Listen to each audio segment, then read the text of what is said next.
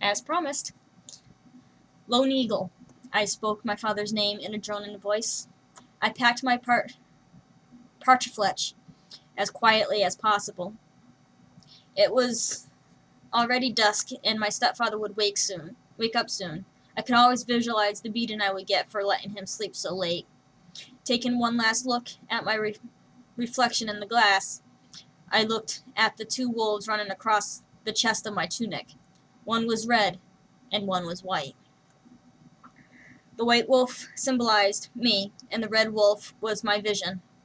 Somehow, and someday, our two lost souls would find each other and begin a new pack. I grabbed my stuff and left the room. I was very quiet as I sneaked out the door, never once looking back at the house that had once been my prison for 13 summers. I looked up at the sky, praying to Himawanahiu, the wise one above, to guide me to my father. I knelt upon the ground and prayed to the Anokiowayo, the god under the ground, to to make my path go as smoothly as possible. I looked back up to the sky and saw the great gray eagle, and knew that the eagle was my father's spirit, leading me to him, and helping me to find my way as I walked the long journey to my family's land and back to my old ways. At the powwow, I fit right in, wearing my tunic, beads, and feathers. I was happy when I saw how kind everyone was to one another. I had a good memory on my mind of what looks went to which people, thanks to my mother, who had constantly talked about her people that we both longed to go back to.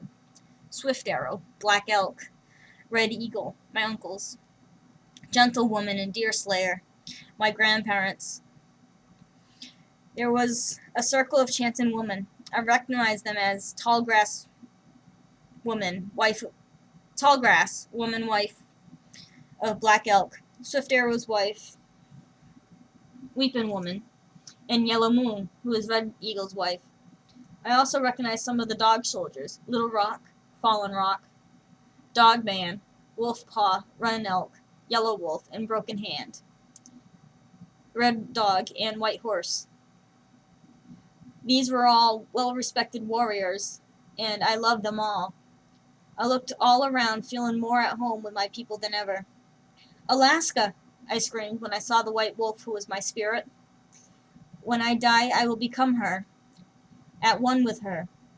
She looked at me in the foolish puppy way that I remembered. Alaska was so happy that summers had returned to her, so that they could now live as two bodies close at heart till the day I die and become one in the body of Alaska.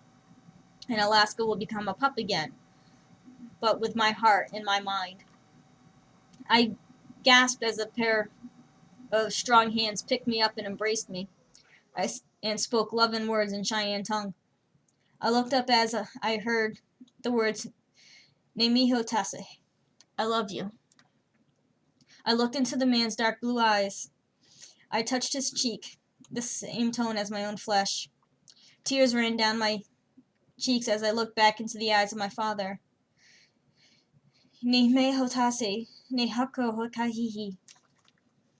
Nahako Kaihi, his father. I spoke as we embraced again, for the first time in 13 years. Nimeotase,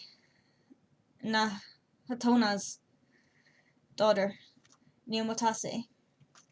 Miho Tase, he repeated in my ear as he held me tight. Black Bear, a very honorable chief, came up behind us and pulled me from my Nihakohi's arms and placed me on my own feet. He led us both to the shaman's tepe, where I knew they would remove the unwanted brand from my arm. With the right herbs and remedies, the devil's mark would be nothing more than a scar of a forever peace sign of all the tribes of the North America. I'm going to pause here because I didn't elaborate in the story what was on her,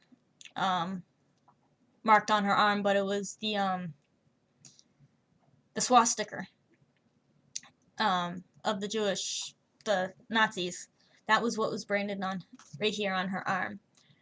However, reversed, it is actually a Native American symbol for peace, which I always thought was interesting.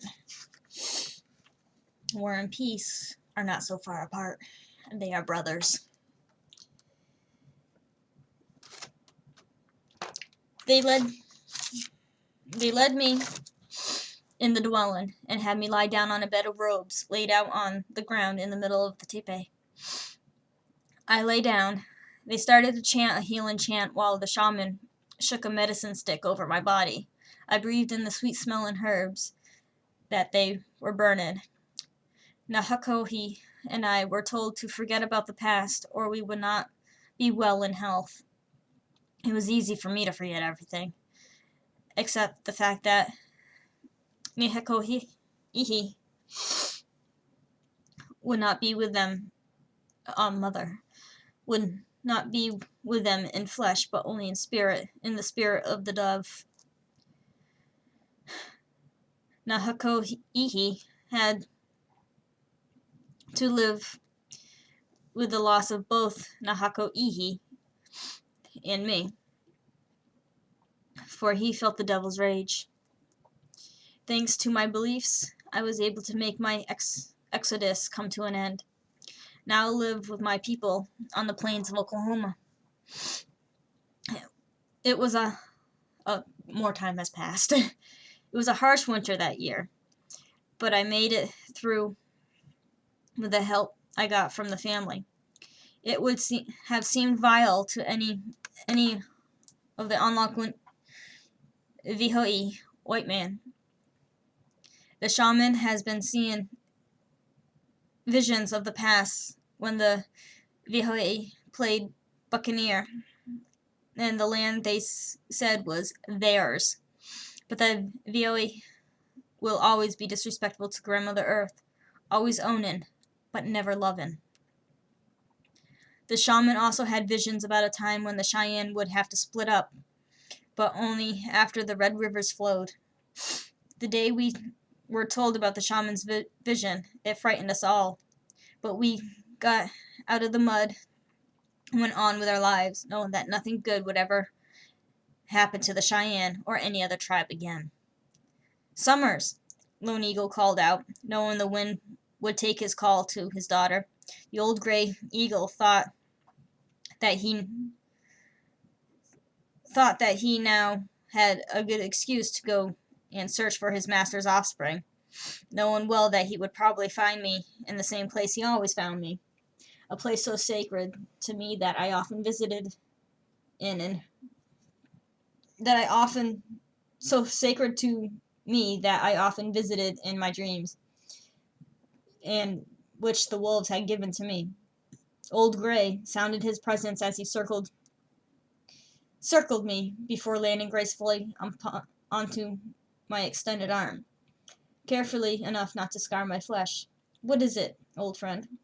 I asked, lowering my arm so that the great bird looked me in the eye. Old Gray spread his wings to full extent and lowered his head and touched his beak to the soft gray down feathers of his breast. This action meant, "Come, Ehokaihi calls." I walked out of the tepid pool.